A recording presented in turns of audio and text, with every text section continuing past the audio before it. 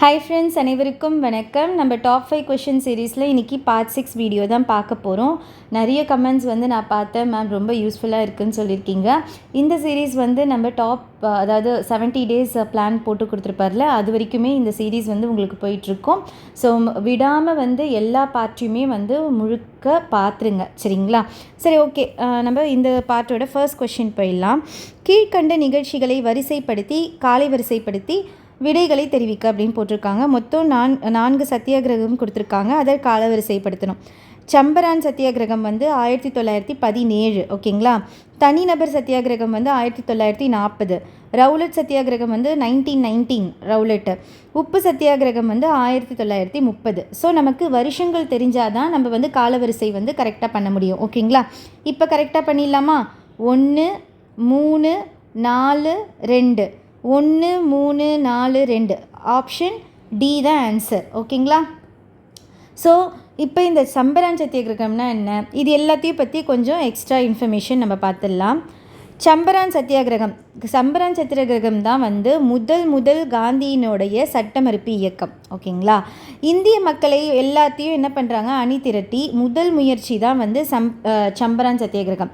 இதில் பாருங்களேன், விவசாயிகள் கூப்பிட்ருப்பார். காந்தியடிகள் என்ன பண்ணியிருப்பாருன்னா விவசாயிகள் எல்லாம் கூப்பிட்ருப்பாரு, ஓகேங்களா?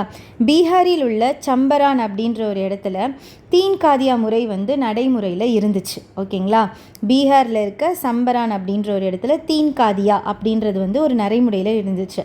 இப்போது அது அப்படின்னா என்ன அப்படின்னா, பீகாரில் உள்ள சம்பரான் மாவட்டத்தில் இண்டிகோ பயிரிடுகள் ஐரோப்பிய தோட்டக்காரர்களால் அவர்களது நிலத்தில் 3 பங்கு நிலத்தில் இண்டிகோ பயிரிட கடுமையாக சுரண்டப்பட்டனர். இது ஒரு சுரண்டல் இது மாதிரி தான், ஓகேங்களா? இண்டிகோ பயிர் நீங்கள் கண்டிப்பாக நீ என்ன பண்ணணும், பயிரிடணும் அப்படின்ற மாதிரி ஒரு கட்டாயத்தில் ஆங்கிலேயர்கள் அந்த விவசாயிகளை இது பண்ணிகிட்டு இருந்தாங்க. நாடு முதலாக ஒத்துழைமை இயக்க செயல்முறையை பாடத்தை கற்றுக்கொண்டதாக காந்தியடிகள் தெரிவித்தார். ஸோ இதுக்காக அவர் என்ன பண்ணார் காந்தியடிகள், இந்த மாதிரி இருக்காதீங்க, போராட்டத்துக்கு வாங்க அப்படின்னோடனே நிறைய பேர் மக்கள் ஒன்று கூடி இந்த போராட்டத்துக்கு கலந்துக்கிட்டாங்க. அப்போ தான் இந்த வேர்டு சொல்கிறாரு, நாடு முதலாக ஒத்துழைமை இயக்க செயல்முறை பாடத்தை கற்றுக்கொண்டதாக காந்தியடிகள் தான் இந்த வார்த்தையை சொல்கிறாரு, சரிங்களா? சம்பரான் சத்தியாகிரகத்தின் வெற்றியை அடுத்து ஸோ அதில் என்ன பண்ணிடுறாங்க, வெற்றியும் பெற்றுடுறாங்க, ஓகேங்களா?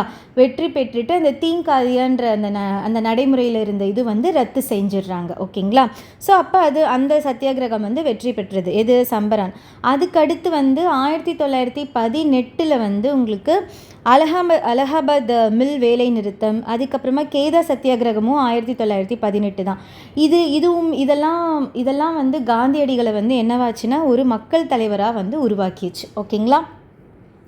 இதெல்லாம் எக்ஸ்ட்ரா பாயிண்ட்ஸு, சரிங்களா? நெக்ஸ்ட்டு பாருங்கள், ரவுலட் சத்தியாகிரகத்துடைய வருஷம் 1919, சரிங்களா? தேச துரோக குற்றச்சாட்டில் சந்தேகப்படும். இப்போ ரவுலட் சத்தியாகிரகம் என்ன அப்படின்னா, இந்த சட்டம் என்ன பண்ணுச்சு அப்படின்னா, ரவுலட் சட்டம் என்ன பண்ணுச்சுன்னா, யாருமே விசாரிக்காமல் என்ன பண்ணிடலாம், நீ ஈஸியாக கைது பண்ணிடலாம், ஓகேங்களா? நீ உன்னை அவங்க சந்தேகப்படுறாங்க, ஒரு விசாரணை கூட இல்லாமல் அது ஒரு முரண்பாடாகவே இருந்துச்சு. நம்ம மக்களுக்கு அந்த ரவுலட் சட்டம் முரண்பாடாகவே இருந்துச்சு. அதை தான் இங்கே சொல்கிறாங்க. தேச துரோக குற்றச்சாட்டில் சந்தேகப்படும் நபர்களை விசாரணையின்றி கைது செய்து காவலில் வைக்க அந்த ஆங்கிலேயர் ஆட்சிகள் காலகட்டத்தில் இந்த இது இருந்துச்சு, ஓகேங்களா? அதே மாதிரி இந்த சிவில் உரிமைகள் மற்றும் கருத்து சுதந்திரம் ஆகியவற்றை கட்டுப்படுத்த இந்த சட்டம் அரசாங்கத்திற்கு விரைவான அதிகாரங்களை வழங்கியது. நீ அங்கே போய் ரைட்ஸ்லாம் நீ பேச முடியாது, இது என்னோடய ரைட்ஸு, சிவில் ரைட்ஸு, அதெல்லாம் நீ பேச முடியாது, எனக்கு கருத்து சுதந்திரம் இருக்குது அப்படிலாம் நீ அந்த இதுக்கெலாம் அப்பாற்பட்டு இதுக்கு நிறைய பெர்மிஷன் அந்த கவர்மெண்ட் கொடுத்துருந்தது. அதனால் காந்தியடிகள் இந்த சட்டத்தை என்னன்னு சொன்னாருன்னா கருப்பு சட்டம், ரவுலட் சட்டத்தை என்னன்னு சொன்னார், கருப்பு சட்டம் அப்படின்ட்டு சொன்னார். அதனை எதிர்த்து நாடு தழுவிய சத்தியாகிரக போராட்டத்துக்கு எதை ரவுலட் சட்டத்தை எதிர்த்து தான் ஒரு போராட்டம் பண்ணுறாங்க. அதுதான் ரவுலட் சத்தியாகிரகம். எப்போனா 1919 ஏப்ரல் 6 அழைப்பு விடுத்தார், ஓகேங்களா? ஸோ இதனால தான் இந்த ரவுலட் சத்தியாகிரகம் உருவாச்சு, ஓகே? நெக்ஸ்ட்டு பார்த்தீங்கன்னா தனிநபர் சத்தியாகிரகம் நம்ம ஆல்ரெடி அது பார்த்துட்டோம். 1940 வந்து தனிநபர் சத்தியாகிரகம் வந்து ஸ்டார்ட் ஆச்சு. ஃபஸ்ட்டு யார் வந்து அது ஸ்டார்ட் பண்ணார் அப்படின்னு பார்த்தீங்கன்னா வினோபா பாவே. ஓகேங்களா, 1940 அக்டோபர் 17. ஓகேங்களா, இண்டிவிஜுவல் சத்தியாகிரகா 1940 அக்டோபர் 17 வினோபா பாவே வந்து ஃபஸ்ட்டு வந்து ஸ்டார்ட் பண்ணியிருப்பார். ஓகே, அதுக்கப்புறமா வந்து காந்தியடிகள் அந்த வருஷம் எண்டே வந்து அதை வந்து ரத்து செஞ்சுருப்பார். சரிங்களா, ஓகே, அது வந்து இண்டிவிஜுவல் சத்தியாகிரகா. நெக்ஸ்ட் பார்த்தீங்கன்னா உப்பு சத்தியாகிரகம். உப்பு சத்தியாகிரகம் வந்து 1930. ஓகேங்களா, ஜனவரி 31ஆம் நாளுக்குள் நிறைவேற்ற வேண்டும் என்ற கால்கேடுகள் வந்து அதாவது வைஸ்ராய் அப்போ இருந்த வைஸ்ராய் வந்து இர்வின் பிரபுவிடம் கோரிக்கைகளை அடக்கும் மனு கொடுக்கப்பட்டது. ஓகேங்களா, ஒரு லிஸ்ட் எடுத்து இதெல்லாம் வந்து எங்களுக்கு நீங்கள் பண்ணி கொடுங்க அப்படின்ட்டு அப்போ இருக்க வைஸ்ராய் கிட்ட அவங்க வந்து சொல்கிறாங்க. என்ன அப்படின்னு பாருங்களேன். இராணுவ மற்றும் ஆட்சி பணி சேவைகளுக்கான செலவுகளை 50% வரை குறைப்பது, முழுமையான புறக்கணிப்பை அறிமுகம் செய்வது, அனைத்து அரசியல் கைதிகளையும் விடுதலை செய்வது, நில வருவாயை 50% குறைப்பது, உப்பு வரியை ரத்து செய்வது. இதெல்லாம் வந்து ஒரு மனுவாக எழுதி அவங்கக்கிட்ட கொடுக்குறாங்க. ஆனால் இந்த மனுவை வந்து அவங்க என்ன பண்ணல, கன்சிடரே பண்ணல.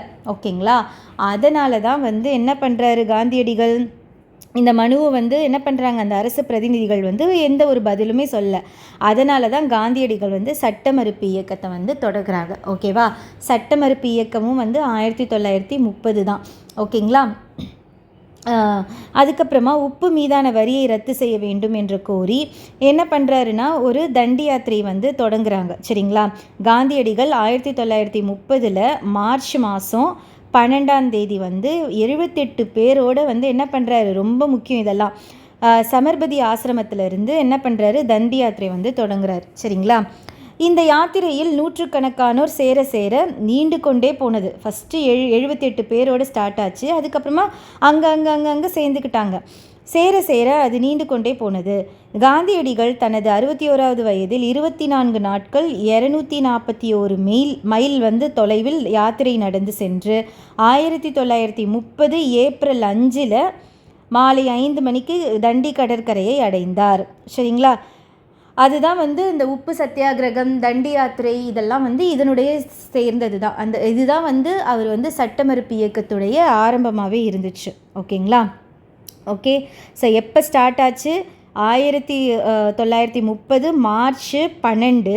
எப்போ முடிஞ்சதுன்னா 1930 ஏப்ரல் 15. ஓகேங்களா, ஓகே, ஸோ இதுதான் வந்து இவ்வளோ நாள், ஏப்ரல் 5, 15 ஏப்ரல் 5, மொத்தம் 24 நாள். ஓகே, அவர் வந்து 241 மைல் கடந்து இந்த உப்பு சத்தியாகிரகத்தை வந்து பண்ணார். சரிங்களா, சரி, ஓகே, இதான் வந்து extra points. Okay, next question போயிடலாம். நெக்ஸ்ட் கொஷின் பாருங்கள். பின்வருவனற்றுள் எந்த இயக்கம் தண்டி யாத்திரையுடன் தொடங்கியது? இப்போ தான் நம்ம பார்த்தோம். எந்த இயக்கம்? சட்ட மறுப்பு இயக்கம். ஓகேங்களா, அதுதான் வந்து தண்டி யாத்திரையோடு தொடங்குனுச்சு. ஓகே, நெக்ஸ்ட் கொஷின் பாருங்கள். இந்தியாவிற்கு சுதந்திரம் தர வேண்டும் என்ற தீர்மானத்தை காங்கிரஸ் கமிட்டி எந்த சந்திப்பில் நிறைவேற்றியது? இவங்க வந்து ஒரு கமிட்டி போட்டு காங்கிரஸ் வந்து ஒரு கமிட்டி போட்டு அந்த கமிட்டியில் வந்து கண்டிப்பாக இந்தியாவுக்கு சுதந்திரம் கிடைக்கணும் அப்படின்ட்டு எங்கன்னு பார்த்தீங்கன்னா வர்தா.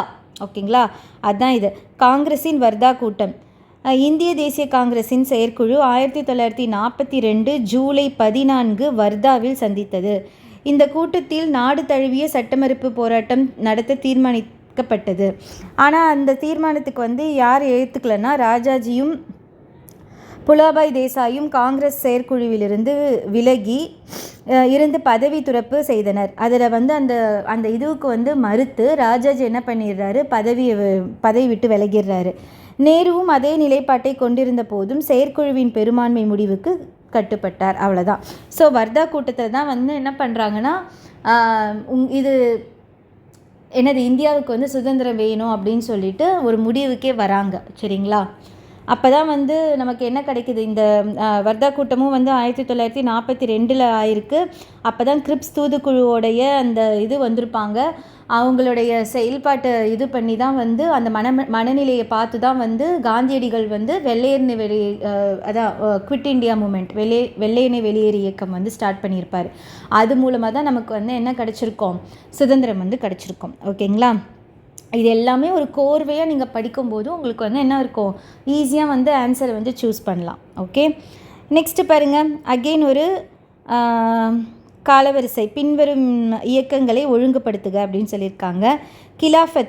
கிலாஃபத் மூமெண்ட் வந்து 1920, ஓகேங்களா. சட்டமறுப்பு இயக்கம் இப்போ தான் நம்ம பார்த்தோம், 1930 சட்டமறுப்பு இயக்கம், ஓகேங்களா. ஒத்துழையாமை இயக்கமும் வந்து 1920 தான். வெள்ளையனே வெளியேறி இயக்கம் வந்து 1942, சரிங்களா. ஸோ இப்போ எப்படி மேம், இப்போ வந்து கிலாஃபத்தும் 1920 தான், ஒத்துழையாமையும் அப்போ கிலாஃபத்துக்கு அப்புறமா தான் ஒத்துழையாமை வந்துச்சுன்னு நமக்கு தெரியணும், ஓகேங்களா. ஏன்னா கிலாஃபத் இயக்கத்தில் வந்து அவங்க வந்து ஒரு மாநாடில் வந்து தலைமை ஏற்றிருப்பார் காந்தியடிகள், சரிங்களா. அந்த மாநாட்டில் தான் ஒத்துழையாமை இயக்கத்தை வந்து நான் ஸ்டார்ட் பண்ண போகிறேன் அப்படின்ற மாதிரி சொல்லுவார், சரிங்களா. அப்போ 1, 3, அதுக்கப்புறமா சட்டமறுப்பு இயக்கம் நமக்கு தெரியும் 4, அதுக்கப்புறமா வெள்ளையனே வெளியேறு, சரி 1, 3, 2, அதுக்கப்புறமா 4, சரிங்களா. 1, 3, 2, 4 ஆப்ஷன் ஏ ஆன்சர், ஓகேங்களா. ஸோ இதை பற்றி ஒரு ப்ரீஃபாக பார்த்துடலாம், கிலாஃபத் இயக்கம் அது எல்லாமே. ஓகே, ஃபஸ்ட்டு என்ன ஆகுது அப்படின்னா, முதலாவது உலகப் போர் நடக்குது எப்போ, 1918, சரிங்களா. நடந்து முடியுது. அதில் வந்து இஸ்லாமிய மத தலைவராக இருந்தவர் தான் வந்து துருக்கியின் கலீபா. அதில் அங்கே வந்து அவர் ரொம்ப வந்து என்ன பண்ணுறாங்க, கடுமையாக நடத்தப்படுறாங்க, சரிங்களா. இவருக்கு ஆதரவாக, அந்த கலீபாவுக்கு ஆதரவாக வந்து ஒரு இயக்கம் வந்து ஸ்டார்ட் பண்ணுறாங்க. அதுதான் வந்து கிலாஃபத் இயக்கம். ஓகே, அதுக்கு வந்து 2 பேர் வந்து சகோதரர்கள், 2 சகோதரர்கள் தான் வந்து அதை தலைமை தாங்குறாங்க, ஓகேங்களா. யார் அப்படின்னு பார்த்தீங்கன்னா, மௌலானா முகமது அலி, மௌலானா சவுக்கத் அலி, இவங்க 2 பேர் தான். ஸோ இந்த இயக்கத்தை ஆதரவு பண்ணி என்ன பண்ணுறாரு காந்தியடிகள், இந்த இந்து முஸ்லீம் இணைக்க வந்து ஒரு வாய்ப்பாக இருக்கும் அப்படின்ட்டு அவர் வந்து சப்போர்ட் பண்ணுறாரு. அதே மாதிரி 1919ஆம் ஆண்டு நவம்பர் மாதம் தில்லியில் நடைபெற்ற அகில இந்திய கிலாஃபத் மாநாட்டிற்கு அவர் என்ன பண்ணுறாரு, தலைமை தாங்குறார், சரிங்களா. அதுக்கப்புறமா அல்லாஹூ அக்பர், வந்தே மாதரம், இந்து முஸ்லீம் வாழ்க அப்படின்ட்டு இந்த 3 முழக்கங்களையும் வந்து அவங்க என்ன பண்ணுறாங்க, சவுக்கத் அலியின் யோசனையை காந்தியடிகள் என்ன பண்ணுறாரு, ஆதரித்தார், சரியா. ஸோ எப்போ அது ஸ்டார்ட் ஆகுது, ஃபஸ்ட்டு கூட்டம் 1920 ஜூன் 9 அலகாபாத்தில் கூடிய கிலாஃபத் குழுவின் கூட்டம் காந்தியடிகளின் அகிம்சை மற்றும் ஒத்துழையாமை இயக்கத்தை ஏற்றுக்கொண்டது, ஓகேங்களா. ஸோ 1920 நடந்த அந்த கிலாஃபத் கூட்டத்தில் காந்தியடிகளோட ஒத்துழையாமை இயக்கமும் வந்து அவங்க ஏற்றுக்கிட்டாங்க. ஸோ அப்போ ஸ்டார்ட் ஆச்சு எப்போ, 1920 ஆகஸ்ட்லேருந்து ஒத்துழையாமை வந்து ஸ்டார்ட் ஆச்சு. ஸோ இப்படி கோர்வையாக நம்ம படிக்கணும். ஃபஸ்ட்டு கிலாஃபத் வந்துச்சு, அதுக்கப்புறமா ஒத்துழையாமை இயக்கம், சரிங்களா. ஸோ இந்த ஒத்துழையாமை இயக்கத்தில் தான் வந்து இந்த கிரிப்ஸ் தூதுக்குழு வருவாங்க. இந்த கிரிப்ஸ் தூதுக்குழு வந்து இந்த வெள்ளையனை வெளியேறுது, அப்போ தான் வந்து இந்த கிரிப்ஸ் தூதுக்குழு வச்சு தான் வந்து வெள்ளையனை வெளியேறு வந்து ஸ்டார்ட் பண்ணுவார், ஓகேங்களா. அதான் வந்து 1942, ஓகேங்களா. ஆகஸ்ட் மாதம் 8ஆம் நாள் என்ன பண்ணுவாங்கன்னா, வெள்ளையனை வெளியேறு தீர்மானத்துக்கு அதான் நடிக்கல் நாட்டுவாங்க, சரிங்களா. ஸோ அதுதான் இது செய் அல்லது செத்துமடி அப்படின்ற ஒரு முழக்கம் வந்து டூ ஆர் டை அப்படின்றது வந்து இதுதான், இந்த முழக்கம் வந்து காந்தியடிகள் வந்து அவர் சொல்லுவார், சரிங்களா. இது வந்து ஒத்துழையாமை இயக்கம். ஒத்துழையாமை இயக்கம் வந்து 1920 செப்டம்பர் மாதம் கல்கட்டாவில் நடைபெற்ற சிறப்பு கூட்டத்தில் இந்திய தேசிய காங்கிரஸ் ஒத்துழைமை இயக்கத்திற்கு அனுமதி வழங்கியது. இதுக்கு யார் வந்து தலைமை தாங்குறாங்க அப்படின்னா, சேலத்தில் விஜயராகவாச்சாரியின் தலைமையில் நாக்பூரில் நடந்த அமர்வில் இந்த தீர்மானம் நிறைவேற்றப்பட்டது. ஸோ இது 2 பாயிண்ட்டுமே ரொம்ப இம்பார்ட்டண்ட்டு, ஓகேவா. எப்போ, 1920 செப்டம்பர் மாதம், சரிங்களா, கல்கட்டா அமர்வில், ஓகேங்களா. இது வந்து இது பண்ணுறாங்க, அனுமதி வழங்குறாங்க. அது எப்போ வந்து நிறைவேற்றப்படுதுன்னா, டிசம்பர் 1920 டிசம்பரில் என்ன பண்ணுறாங்க, அந்த அமர்வில் வந்து யாரோட தலைமையில், வீரராகவாச்சாரியார் தலைமையில் வந்து இந்த தீர்மானம் வந்து நிறைவேற்றப்படுது, ஓகேங்களா. ஸோ இந்த ஒத்துழையாமை இயக்கத்தோட திட்டத்தோட என்னென்னலாம் இருக்குது, என்னென்னலாம் பண்ணணும், அவங்களோட பட்டத்தை வந்து நிராகரிக்கிறது, சரிங்களா. அதாவது அவங்கக்கிட்டேயே கொடுத்துடுறது பட்டங்கள், மரியாதை, அது எல்லாத்தையுமே அரசு செயல்பாட்டிலேருந்து ஒத்துழையாமையை நாங்கள் வரல அப்படின்ட்டு எல்லாத்துக்குமே வந்து ஆங்கிலேயருக்கு வந்து எதிராக நிற்கிறது தான் வந்து இந்த ஒத்துழையாமை இயக்கம், ஓகேங்களா. ஸோ இது ரொம்ப இம்பார்ட்டண்ட், ஒத்துழையாமை இயக்கம் தான் வந்து ரொம்ப இம்பார்ட்டண்ட், சரிங்களா. சரி, நெக்ஸ்ட் கொஷின் போயிடலாம். சட்ட மறுப்பு இயக்கத்தின் போது, அதாவது சிவில் டிசோபீடியன்ஸ் மூமெண்ட் அப்போ குதாய் கித்மத்கார் என்னும் இயக்கத்திற்கு தலைமை வகித்தவர் யாருன்னு பார்த்தீங்கன்னா கான் அப்துல் காஃபர் கான். இது ஒரு இடத்துலையே சொல்லியிருப்பாங்க. உப்பு சத்தியாகிரகம் வந்து இங்கே நம்ம சென்னை மாகாணத்தில் வந்து யார் ஸ்டார்ட் பண்ணியிருப்பாருன்னா ராஜாஜி அவர்கள் வந்து ஸ்டார்ட் பண்ணியிருப்பாங்க. திருச்சிராப்பள்ளியிலேருந்து வேதாரண்யம் வரைக்கும். ஓகேங்களா, ராஜாஜி மேற்கொண்டார். கேரளா, ஆந்திரா, வங்காளத்தில் வந்து சத்தியாகிரக யாத்திரையை அங்கேயும் வந்து நடந்துச்சு. ஓகேங்களா, வடமேற்கு எல்லை மாகாணத்தில் யார் பண்ணாங்கன்னா Khan Abdul copper Khan.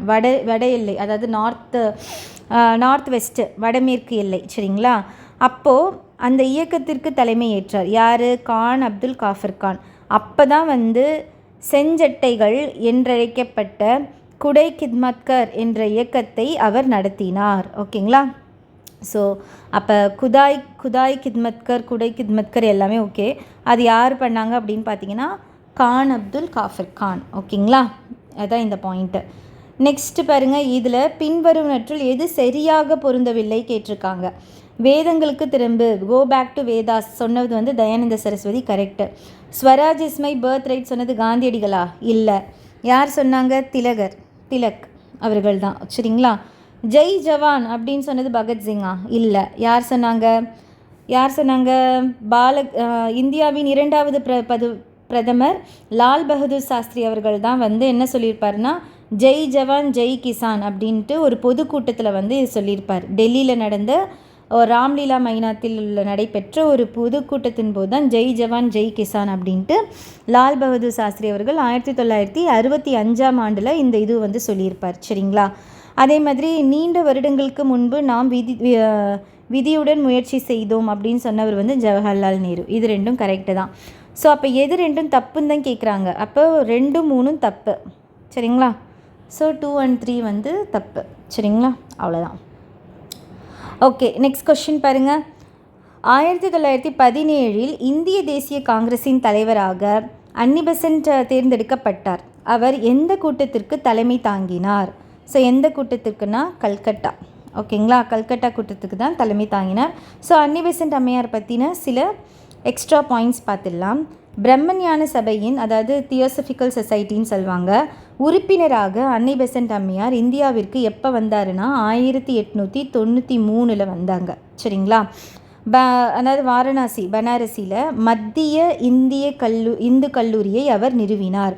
So Hindu college வந்து யாருதுன்னு பார்த்தீங்கன்னா யார் நிறுவினாங்கன்னா அன்னி பெசன்ட் அம்மையார் தான். இந்த கல்லூரி 1916ஆம் ஆண்டு பண்டித மதன் மோகன் மாலவியா மூலமாக பனாரஸ் இந்து பல்கலைக்கழகமாக மேம்படுத்தப்பட்டது. எப்போ? 1916. சரிங்களா. அதுக்கப்புறமா H.S. ஆல்காட் அவர்களின் மறைவுக்கு பிறகு பிரம்மஞான சபையின் உலக அளவிலான தலைவராக யார் வந்தாங்கன்னா அன்னி பெசன்ட் அம்மையார் வந்து வந்தாங்க.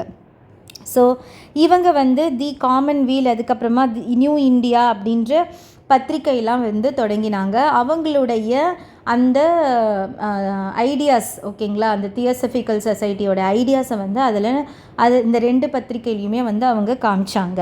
அது மட்டும் இல்லாமல் 1915 என்ன பண்ணாங்க? How India wrought for freedom என்ற புத்தகத்தையுமே வந்து பதிப்பித்தாங்க. யார்? அன்னி பெசன்ட் அம்மையார் தான். How India wrought for freedom என்ற தலைப்பில். ஓகேங்களா. அதுக்கப்புறமா என்ன பண்ணாங்க? தன்னாட்சி இயக்கத்தில் அவங்களுக்கு வந்து ஒரு ஆர்வம் வந்துச்சு. ஓகேங்களா. துவக்க போவதாக என்ன பண்ணாங்கன்னா 1915 செப்டம்பர் 28 ஒரு முறைப்படி என்ன பண்ணுறாங்க? அறிவிக்கை கொடுக்குறாங்க. அதில் யார் சேர்ந்துக்கிறாங்கன்னா திலகரும் வந்து ஜாயின் பண்ணிக்கிறாங்க. திலகரும் அன்னி பெசன்ட் அம்மையார் 2 பேரும் வந்து ஜாயின் பண்ணிக்கிறாங்க. சரிங்களா. ஸோ என்ன பண்ணுறாங்க? ஜூன் 1917 பெசன்ட் மற்றும் அவரது கூட்டாளிகள் என்ன பண்ணுறாங்க? பிபி வாடியா, ஜார்ஜ் அருண்டேல் ஆகியோர் அரசியல் காரணங்களுக்காக ஊட்டியில் வந்து கைது செய்யப்படுறாங்க, சிறைப்பிடிக்கப்படுறாங்க. எப்போ? 1917. ஓகேவா.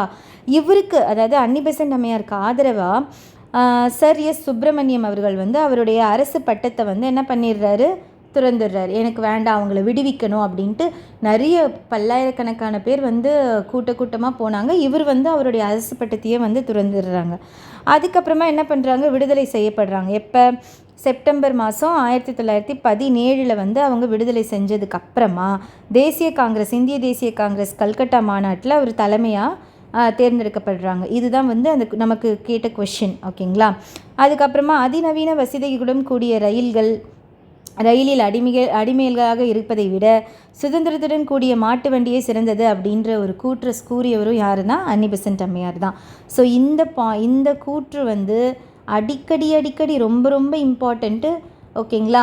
இந்த குரூப் 4லேயும் கேட்டிருந்தாங்க, 2024 குரூப் 4லேயும் கேட்டிருந்தாங்க. இதுக்கு முன்னாடி நிறைய பேப்பர்லேயும் கேட்டிருக்காங்க இந்த கூற்று. சரிங்களா? ஸோ ரொம்ப ரொம்ப இம்பார்ட்டண்ட். ஸோ இதெல்லாம் வந்து எக்ஸ்ட்ரா பாயிண்ட்ஸ், அன்னி பெசன்ட் அம்மையாருடைய extra points. So next question போயிடலாம். 1893ஆம் ஆண்டு சிகாகோ உலக சமய பாராளுமன்றத்தில் தியோசஃபியின் பிரதிநிதியாக கலந்து கொண்டவர் யார்? இப்போ தான் நம்ம பார்த்தோம் ஃபஸ்ட்டு பாயிண்ட். 1893 வந்து அன்னி பெசன்ட் அம்மையார் அவர்கள் வந்து தியோசபிக்கல் சொசைட்டியோட உறுப்பினராக வந்து பண்ணாருன்னு சொன்னோமா, அதுதான். அப்போ யாருன்னு பார்த்தீங்கன்னா கலந்து கொண்டவர் அன்னி பெசன்ட் அம்மையார். சரிங்களா? நெக்ஸ்ட்டு தன்னாட்சி இயக்கம் தமிழகத்திற்கு உதயமாக முக்கிய காரணம் யாருன்னு பார்த்தீங்கன்னா அன்னி பெசன்ட் அம்மையார் அவர்கள் தான். ஓகேங்களா? சரி, நெக்ஸ்ட் கொஷின் பாருங்கள். அதிநவீன வசதிகளுடன் சேம் பாயிண்ட். கூடிய ரயிலில் அடிமைகளாக இருப்பதை விட சுதந்திரத்துடன் கூடிய மாட்டு வண்டியை சிறந்தது என்று கூறியவர் யார்? அன்னி பெசன்ட் அம்மையார் தான். அதே மாதிரி பிரம்மஞான கருத்துக்களை தன்னுடைய நியூ இந்தியா மற்றும் காமன்வெல்த் செய்தித்தாளின் மூலம் பரப்பியவர் யாருன்னு பார்த்தீங்கன்னா அன்னி பெசன்ட் அம்மையார். நெக்ஸ்ட் வந்து இதோடைய ஹெட் குவார்ட்டர்ஸ் ஓகேங்களா எங்கே இருக்குது அப்படின்னு பார்த்தீங்கன்னா சென்னை அடையாறில் வந்து தியோசபிக்கல் சொசைட்டியோடைய ஹெட் குவார்ட்டர்ஸ் வந்து இருக்குது. நெக்ஸ்ட்டு பாருங்கள், 2 இது கொடுத்துருக்காங்க. அன்னி பெசன்ட் அம்மையாரின் முயற்சிகள் எது வந்து சரி அப்படின்ட்டு. அவர் பனாரஸில் மத்திய இந்து கல்லூரியை நிறுவினார். கரெக்டு. அவருடைய நியூ இந்தியா எனும் செய்தித்தாள் பிரம்மஞான கொள்கையை பரப்பியது இல்லை. நியூ இந்தியா மற்றும் காமன்வெல்த் ஓகேங்களா ரெண்டும் தான் வந்து பிரம்மஞான கொள்கையை வந்து பரப்பிச்சு. ஸோ ஃபஸ்ட்டு ஸ்டேட்மெண்ட் மட்டும்தான் கரெக்டு. ஓகேங்களா? ஸோ இந்த மாதிரி நம்ம இந்த வீடியோவில் மட்டும் ஒரு 13 கொஷின் வந்து நம்ம பார்த்துட்டோம். ரொம்ப யூஸ்ஃபுல்லாக இருந்திருக்கும்னு நினைக்கிறேன். ஒரு கமெண்டில் போடுங்க யூஸ்ஃபுல்லாக இருக்கா இல்லையா அப்படின்ட்டு. எனக்கு இதெல்லாம் தான் வந்து ஒரு பூஸ்டப் மாதிரி நெக்ஸ்ட் வீடியோ வந்து உங்களுக்கு நான் கொடுக்க முடியும். ஒரு உத்வேகத்தோடு நான் கொடுக்க முடியும்னா இல்லை இதனால தான் அப்படின்ட்டு கிடையாது. ஒரு உத்வேகத்தோடு நான் வந்து உங்களுக்கு நெக்ஸ்ட் வீடியோ நான் கொடுப்பேன். சரிங்களா? ஸோ அவ்வளோதான். இந்த வீடியோ பிடிச்சிருந்தா லைக் பண்ணுங்கள். யாருக்காச்சும் யூஸ்ஃபுல்லாக இருக்கும்னு நினச்சிங்கன்னா ஷேர் பண்ணுங்கள். தேங்க்யூ.